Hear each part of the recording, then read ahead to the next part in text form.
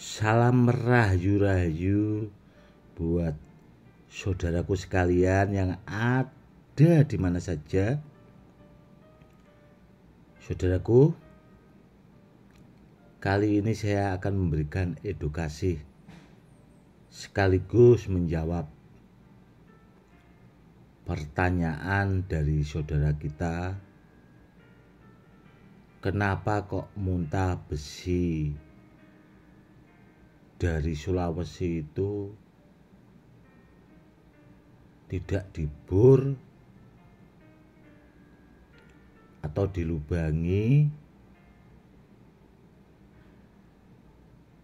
Karena kalau menurut sebagian orang, saudaraku ya, kalau dilubangi atau dibor itu tuahnya akan berkurang. Begini saudaraku ya, kalau menurut pengalaman pribadi saya, karena dulu saya juga punya murid itu pernah dapat muntah besi dari Sulawesi. Saudaraku, itu ada satu kresek hitam, ya lumayan banyak sih, dan waktu itu kepengen dibikin gelang, dan batunya waktu itu memang saya proses, saudaraku. Saya jadikan gelang, saya bor. Memang susah, saudaraku, kalau tidak ahlinya. Susah. Karena ada cara-cara atau yang sekiranya biar bisa dipakai buat gelang. Karena apa? Karena dengan dibor itu kan rapi, saudaraku ya. Tidak disusun pakai tali, jadi kelihatannya kurang rapi. Memang susah, saudaraku, kalau dibor itu, kalau tidak yang memang benar-benar punya keahlian lah bahasanya. Namun sebelum dibor, saudaraku ya, kalau benda bertuah itu kan sebagian memang ada tuah power isi dari alamnya. Itu kalau orang yang memang paham, biasanya itu bahasanya disingkirkan dulu, saudaraku. Kalau sudah jadi, sudah dirakit, dibikin gelang, baru dikembalikan lagi, seperti itu. Dan kalau menurut saya itu tuah powernya tidak berkurang sama sekali, saudaraku. Muntah besi dari Sulawesi itu sebenarnya, saudaraku ya, meskipun dihancurkan jadi tepung, karena saking lembutnya itu jadi tepung lah ibaratnya, itu tuah powernya juga tidak akan berkurang, saudaraku. Itu seandainya dibikin isian ke orang, itu juga ampuhnya luar biasa. Kedahsyatannya itu tadi sangat luar biasa. Meskipun muntah besinya yang dari Sulawesi itu dihancurkan. Karena apa? Karena barang kalau dipakai buat isian ke orang, saudaraku ya, meskipun dihancurkan, dia kan diaktifkan lagi, saudaraku. Entah itu pakai ilmu atau diisi ulang bahasanya, di asma, seperti itu. Jadi powernya itu tidak ada kurangnya, kalau menurut saya pribadi seperti itu. Ya, kenapa kok saya menyampaikan seperti itu? Ya karena barangnya bagus ya. Meskipun itu dari Sulawesi atau dari mana-mana, ya saya bilang bagus. Karena barang bagus tetap bagus. Tidak apa ya, saya selalu apa yang ngomong badar besi dari Pati itu yang paling bagus itu tidak juga saudaraku. Kalau dari Sulawesi bagus ya terus terang saya bilang bagus karena barangnya bagus. Karena kalau jenis badar itu kan ya memang adanya di sana. Kalau mentah besi dari Sulawesi kan ya terus terang kalau bagus ya saya yang ngomongnya apa adanya. Dan sahabat saya juga saudaraku ya, itu dapat batu badar tidar itu dari Gunung Pesagi Lampung. Kalau dulu beliaunya itu sebelum nonton channel YouTube saya tahunya itu badar besi. Namun setelah beliaunya nonton channel YouTube saya dia tahunya batu badar tidar. Itu kalau zaman dulu sahabat saya saudaraku ya. Karena orangnya juga ahli kanuragan, sesepuh, dan beliau memang seorang pendekar jawara lah bahasanya. Karena beliau memang membidangi itu dan beliau juga punya pondok pesantren besar saudaraku. Itu batu badar tidar yang dari Gunung Pesagi itu saudaraku. Dulu itu ya memang kalau buat isian dianjurkan saudaraku karena itu ditelan lah bahasanya buat loloan. Itu aja ampuhnya luar biasa saudaraku.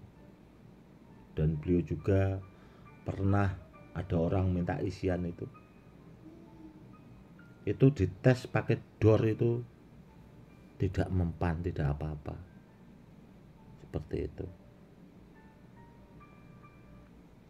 Ya itu tadi saudaraku, karena barangnya benar. Badar besinya itu tadi benar.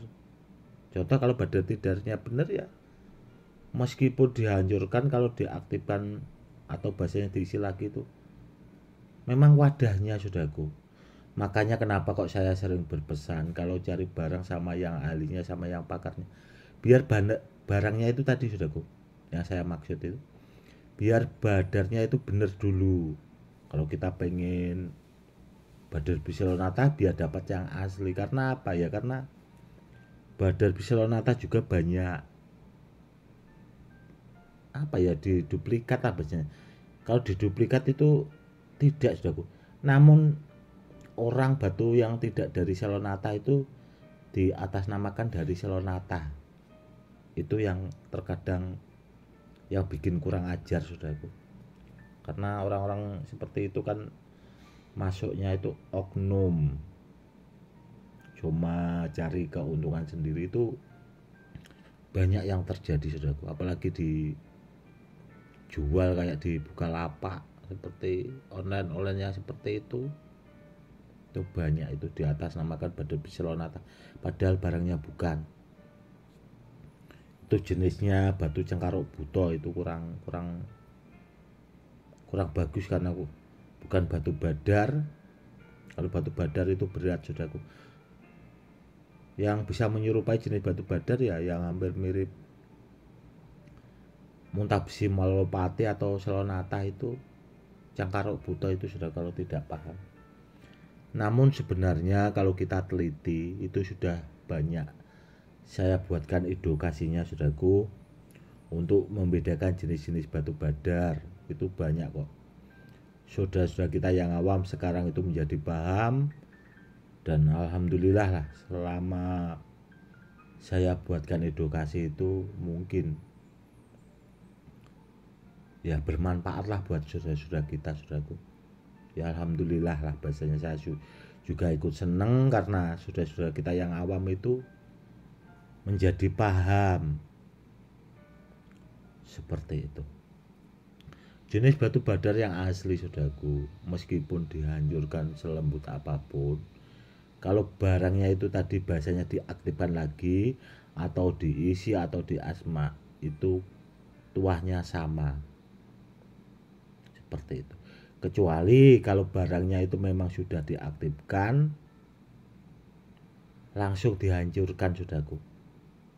Kalau batunya sempat hancur, tuah kodamnya memang lari saudaraku. Dia tuah kodamnya langsung lari. Karena apa? Karena sudah diaktifkan memang sengaja dirusak bahasanya, itu memang akan lari. Namun kalau niatnya dibikin isian, itu kan kalau ahli kanuragan kan memang disisihkan lah tuah power kodamnya itu biar tidak terganggu lah bahasanya, itu tidak apa-apa. Dan seandainya tasbih saudaraku ya, contoh seperti ini, kalau tidak dibur bahasanya, kalau di apa ya, diikat-ikat kan kurang abdol atau bahasanya kurang pas. Karena setahu saya saudaraku ya, tasbih itu meskipun dari peninggalan wali orang-orang dahulu, itu setahu saya tasbihnya itu udah dilobangi saudara. Seperti itu. Kenapa kok saya dulu bikin tasbih dari batu badar, karena sudah saya pelajari sebelumnya saudaraku. Jadi ya saya tahu dan ya alhamdulillah memang benar-benar paham gitu. Tidak asal kita ngebor dan sebagainya, itu tidak saudaraku. Seperti itu. Oke saudaraku, cukup sekian dulu ya edukasinya itu tadi tentang muntah besi yang dari Sulawesi, kenapa kok tidak dibor. Mungkin ada sebagian itu mikirnya takut tuah powernya berkurang, itu sebenarnya tidak, karena ngebornya itu susah. Di sana juga mungkin cari mata bornya itu saudaraku yang repot juga, mungkin susah juga. Karena zaman dulu saya aja itu sampai beli mata bornya itu sampai ke Jepang sana saudaraku. Itu murid saya yang beli itu online waktu zaman dahulu itu sudah mahal juga ya. Mungkin karena terkendala soal itu sebenarnya sudah, bukan karena kalau muntah besi dari Sulawesi itu dibur tuanya berkurang, itu sebenarnya tidak. Kalau menurut saya seperti itu. Oke saudaraku, mungkin cukup sekian dulu. Salam rahayu-rahayu, salam hormat saya Gus Edi.